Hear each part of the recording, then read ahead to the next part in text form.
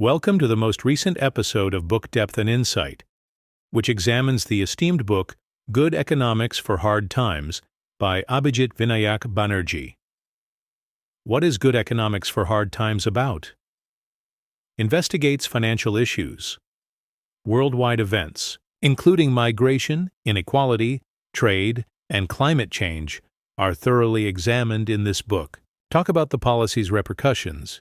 These reasons lead the authors Abhijit Banerjee and Esther Duflo to underline the need of careful policy making. This book will be of value to both non-specialists and economists since it skillfully combines theoretical ideas with real-world applications. Indian economist Abhijit Banerjee teaches at MIT. He co-founded the Abdul Latif Jameel Poverty Action Lab and Innovations for Poverty Action. Banerjee focuses on global poverty reduction through innovative methods. His development economics work won the 2019 Nobel Memorial Prize in Economic Sciences. Infosys gave Banerjee their Social Sciences Prize. His studies favor evidence-based solutions for social and economic issues, especially in developing nations. Banerjee and other economists have shaped global poverty reduction strategies. Why do people leave their homes? What are the true effects of trade? Should we be worried about robots replacing humans in the workforce? These and other important economic questions are explored in this in-depth analysis. Good Economics for Hard Times, written by Banerjee and Duflo and published in 2019, will serve as our guide for this exploration. The book presents fascinating research that frequently questions common assumptions. Without resorting to unnecessary jargon, the goal is to bring attention to unexpected ideas and paint a clearer picture of important issues. The book directly addresses the fear of migration in its initial chapters. Statistics reveal that the proportion of people migrating internationally has remained fairly constant at around 3% since approximately 1960, contrary to what headlines might lead you to believe. Every year, fewer than 0.5% of the EU's population moves there from outside the EU. The refugee crisis of 2015-2016 was an outlier, but even that has diminished. Therefore, the massive emigration may not be the unexpected phenomenon that many people often perceive it to be. Intriguingly, the book notes that dispelling negative opinions about migration is not as simple as giving people the facts and statistics. Research from the United States and France supports this. Research conducted in the United States found that individuals were more inclined to hold negative views on immigration when asked to provide facts before being asked their opinions, even if they later acknowledged the correct data.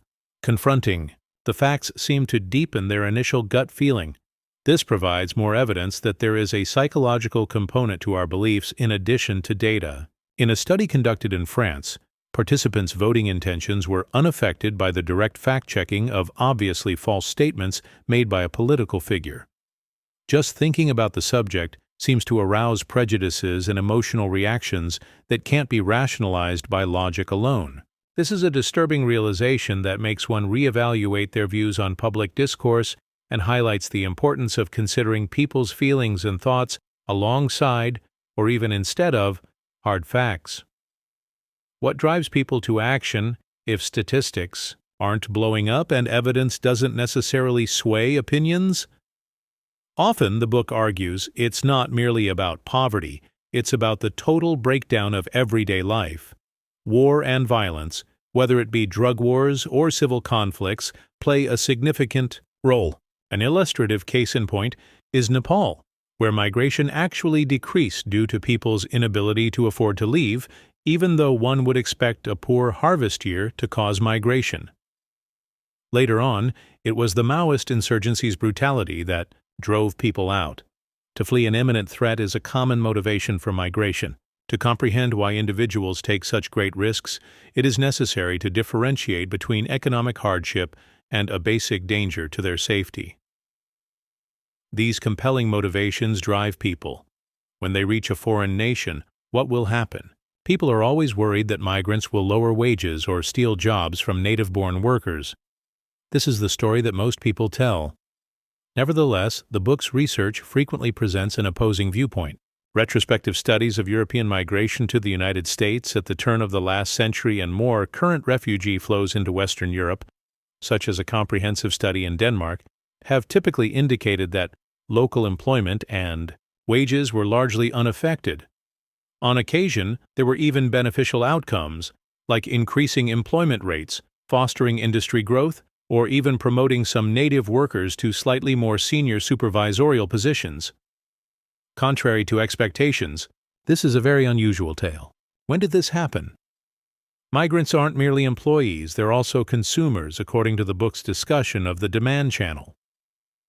The demand that results from their purchases and use of services has the potential to generate additional job opportunities. More than just a source of labor, they boost the economy. But there's a subtlety. Workers from the Czech Republic worked in German towns close to the Czech border, but the majority of their earnings went back to the Czech Republic, according to a study. Despite stable wages, native employment actually decreased in those German towns. It was because the funds weren't going toward community projects. That money has to stay in the host community to increase demand. Otherwise, the advantage won't materialize. Online applications aren't everything. Personal connections matter greatly. People usually relocate to be closer to loved ones or acquaintances they already have there. Crucial are these online communities. They help locate housing and employment opportunities by providing information and emotional support. In many cases, such information is more important than a city's raw employment statistics when determining where to settle down. Being familiar with someone makes a giant impact when venturing into unfamiliar territory, as it alleviates uncertainty. Turning attention inward toward migration within a nation, the book makes note of some intriguing shifts, particularly in the United States.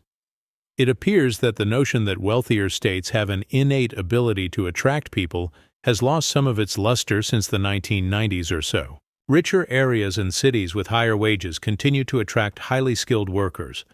On the other hand, they are losing the favor of lower-skilled workers. Why? One crucial consideration is the housing cost. For example, a janitor may earn more in NYC than in the South. However, after housing costs, transportation, and other living expenses are included, that extra money could go out the window, leaving them worse off financially in the more expensive city. The increased salary does not lead to an improved quality of life due to the exorbitant cost of living. This situation causes individuals to segregate in the job market based on their skill levels, which can worsen regional inequality. Instead of too much movement, the book argues that maybe there isn't enough movement and that this is the true crisis. People find themselves in a difficult situation. Occasionally, individuals encounter obstacles, also known as sticking points, which hinder their progress towards potential opportunities. Limiting factors include a lack of support, the expense of relocating, and a fear of the unknown, all of which contribute to a lack of mobility. Now let's talk about trade. Economists have a favorable impression of it, mostly because of the famous Ricardo argument about comparative advantage. Trading focuses on each country's relative strengths, allowing them to reap benefits even if one nation is superior at producing everything. The economic pie grows in size generally. Nevertheless, a but is frequently present. In some cases, like in China and India following trade liberalization in 1991, the economy as a whole may expand, but not everyone may benefit from that expansion. So, trade might backfire for some people. Even if a country's total GMP increases, research by Paul Samuelson shows that when capital is considered, things become more complicated and that certain groups within the country may really come out worse off. Even though growth did pick up after a lengthy period of over a decade, the 1991 example of India is not depicted as a straightforward success story. Instead, it was a forced opening prompted by a financial crisis. What would have transpired in the absence of the crisis and liberalization is difficult to ascertain with certainty. The book also highlights a surprising finding regarding wages in developing nations that have opened up. According to Stolper-Samuelson's basic trade theory, nations that have an abundance of labor should see an increase in wages for low-skilled workers when they open up to trade. This is because these countries export labor-intensive goods. But after many developing nations opened up, low-skilled workers saw their wages decline relative to those of higher-skilled workers. Why is this occurring? A concept referred to as the sticky economy is highlighted in the book. Not everything changes smoothly. Factors such as labor regulations, which make it difficult to lay off employees, may cause companies to reorganize. Slowly, it may be challenging to transfer land and capital to new industries. For example, they brought up the concept of evergreening, in which banks continue lending to current businesses even when they aren't doing well, rather than investing in new businesses. Such an approach could make banks wary of lending to startups. Because of these obstacles, the economy is less able to absorb trade shocks, and their effects may be more severe or prolonged. Theoretically, a seamless transition is unlikely to occur in reality. Smaller producers in developing nations face additional challenges when attempting to export, such as issues with reliability and quality control, which typically necessitate the involvement of intermediaries. However, the situation might be changing thanks to platforms such as Alibaba or Amazon, which are empowering producers to establish their own reputation. Another concern is the practice of manipulating currencies, such as China's decision to keep its currency low. The plan all along was to lower the prices of their exports, which would stimulate business and maybe increase exporters' profits. Despite ongoing debate about the overall long-term effects, these actions undoubtedly contributed to their export boom. The book uses the pajama factory example to get very personal about the loss of jobs due to trade. When a large company goes out of business, it leaves a noticeable mark, vacant stores, and a general feeling of decline. That might discourage further investment, which would be bad for business. Workers who lose their long-term jobs often experience a profound disruption that goes beyond financial hardship. It can lead to the loss of their identity, community, and social networks. The book claims that the United States Trade Adjustment Assistance (TAA) program, which aims to aid these workers, has had a limited scope and impact due to its small size. Should we consider blocking imports with tariffs if the TAA is insufficient? Tariffs are portrayed in a negative light throughout the book. While well-intentioned, these actions frequently provoke retaliation from other nations. For instance, if China protects steel, it might impose tariffs on U.S. soybeans, negatively, impacting farmers and creating new losers. It may resemble a spiraling trade war. This scenario is contrasted in the book with Gandhi's vision of economically independent villages in India, which resulted in regulations safeguarding small-scale, regional businesses. The downside is typically lower productivity due to the loss of scale and specialization advantages. The Indian railways that linked regions and boosted the economy are a good example of this. Market size matters. Thus, the argument is less in favor of tariffs and more in favor of targeted aid, specifically assisting the particular workers and communities that have been impacted by trade. Firms in impacted areas may be eligible for tax breaks or a substantially improved TAA. Everyone ought to chip in for that assistance. The costs of adjusting shouldn't just fall on individuals who lose their jobs. Since trade benefits everyone, it should be everyone's responsibility. Now let's talk about automation. There has long been concern about the dominance of robots. The book alludes to Vonnegut's Player Piano. Artificial intelligence and robots today are modern-day echoes of this. Fearing for their jobs and incomes as a result of the Industrial Revolution, the Luddites were more than simply anti-technology. Real wages did fall substantially in Britain at the time before recovering considerably later, as the book notes, so their concerns weren't entirely baseless. The current concern is that the employment and wage recovery may be delayed or even halted altogether due to AI and automation. It's not guaranteed. Instead of employing people, businesses might put their profits back into automation or import goods made in other countries. Research on industrial robots has shown conflicting results, with some claiming that their widespread use has reduced jobs and wages. Companies may be hesitant to hire in the face of uncertain future prospects if they find it difficult or costly to fire employees, which could exacerbate the problem. striking a balance is not easy. According to the book, inequality reached a critical point in the 1980s, especially in the United States and the United Kingdom. When compared to other European countries, you can observe this policy divergence in tax cuts and deregulation. Additionally, while incomes at the very top are skyrocketing, wages for those without bachelor's degrees are essentially flatlining. Why did that happen? It appears that technology and globalization were major factors. Thanks to computers, many mundane tasks have been automated. Because of globalization, lower-skilled workers are facing wage pressure when competing on a global scale.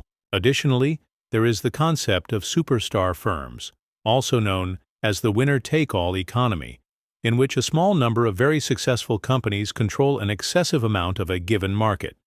Perhaps shareholders receive a larger portion of that revenue, and employees receive a smaller portion in the form of wages.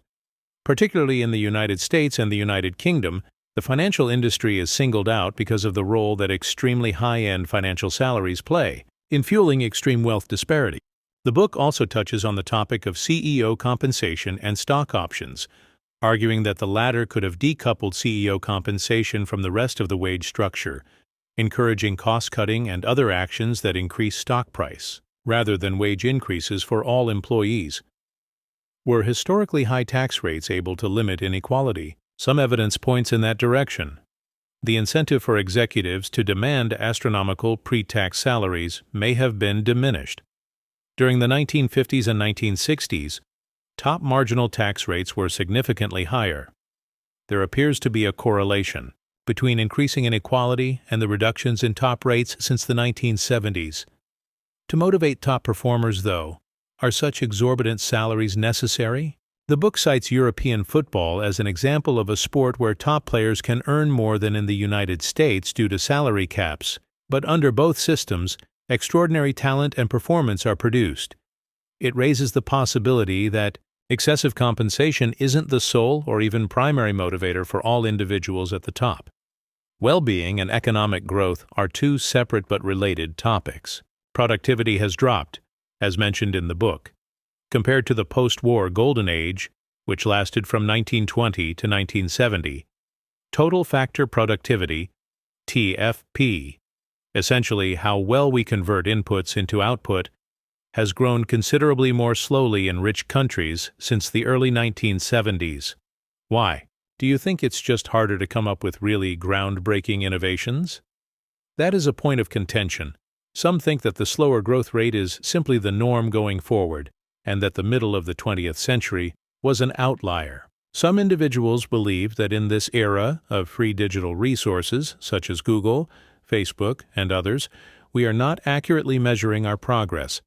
How much do the benefits provided by those services contribute to GDP? It's not easy. Curiously, the book also alludes to research that found individuals reported higher levels of happiness after temporarily reducing their social media use. Free digital goods may not be a sufficient replacement for other forms of economic development. Additionally, the assumption that developing nations will inevitably overtake developed ones is called into question. Not everything converges automatically.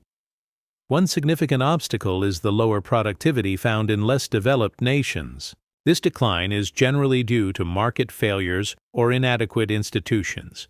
It appears critical to fix institutions so that they are business-friendly and take into account those shortcomings. Growth, then, depends on more than just possessing resources. It also depends on making good use of those resources. Over time, a nation can achieve exceptionally high growth rates if it adopts China's approach of starting with extremely inefficient resource allocation. Focusing on well-being outcomes, rather than merely GDP, is the central argument of the book. Reducing child mortality is just one example of how many developing nations have achieved remarkable strides, often without experiencing rapid increases in GDP. It demonstrates the efficacy of directing policy toward concrete, quantifiable results. We use malaria nets as an example.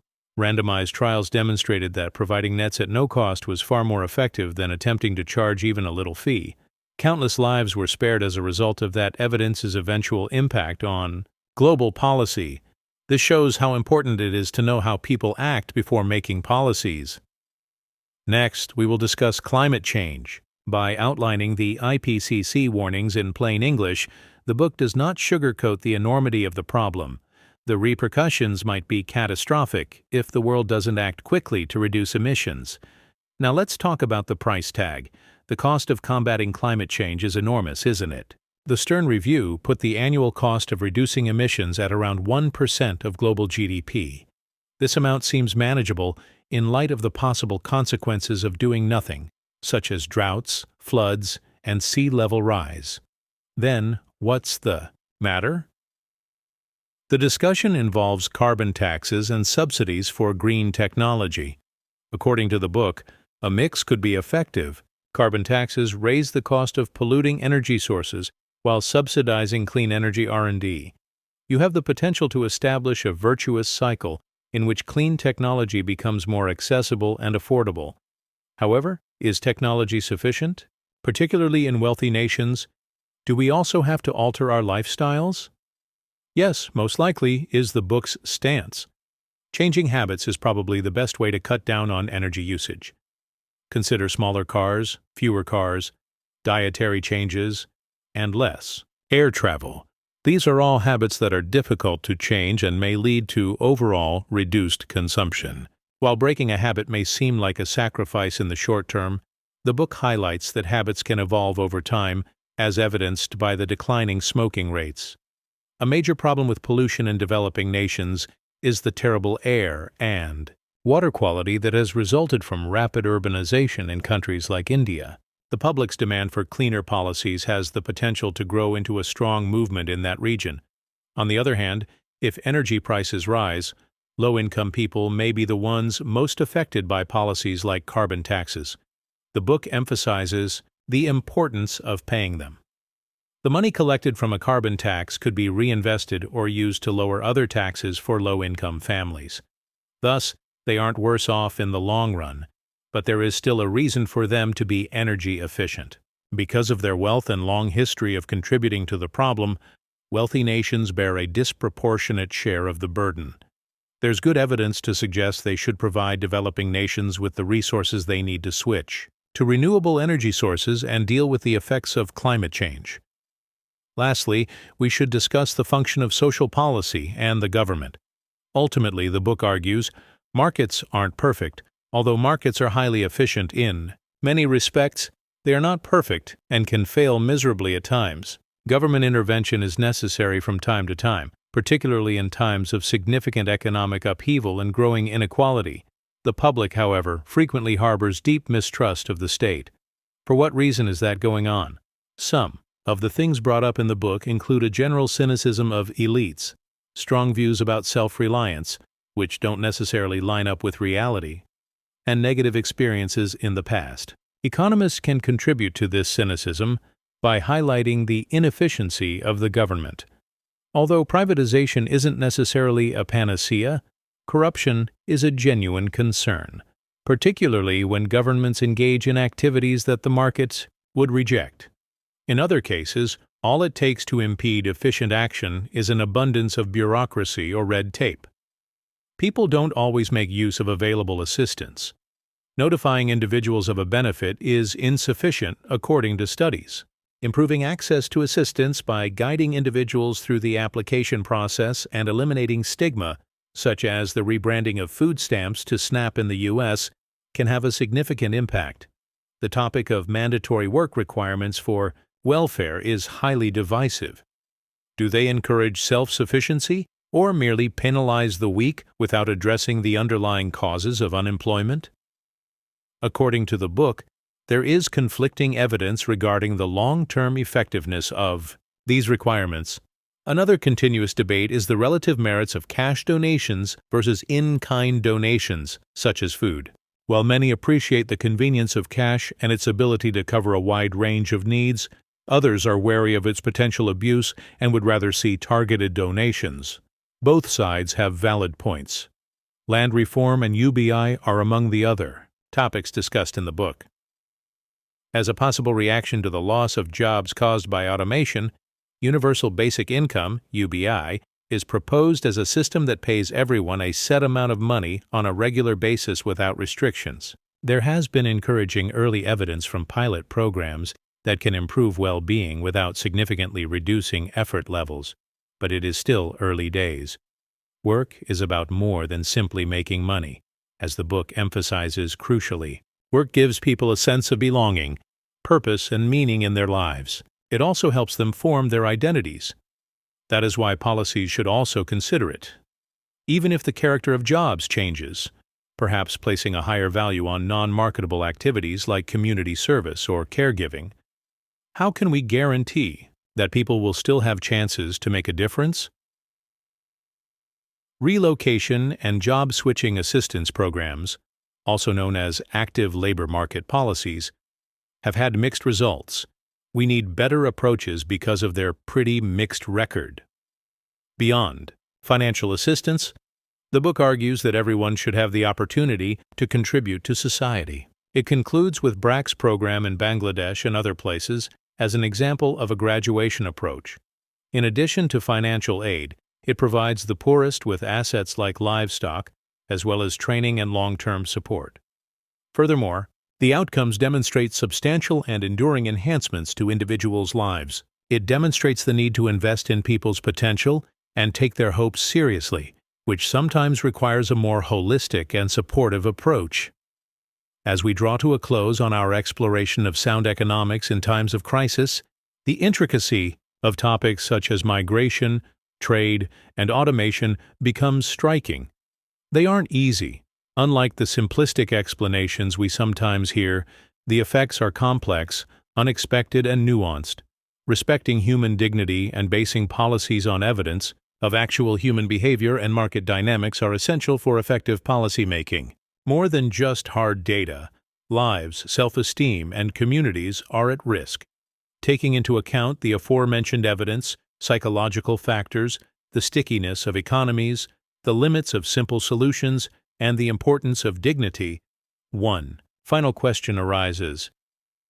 To create a future that is more equitable and resilient for all, are we going to need to make fundamental changes to our perspectives on work, welfare, and our global interconnectedness? That is the major question that should be thoroughly considered. Thank you so much for being with us today. We hope you found this episode insightful and thought-provoking. To gain a more profound understanding, we encourage you to read the full book yourself. There's so much more to explore beyond what we covered here. Until next time, stay curious and keep exploring.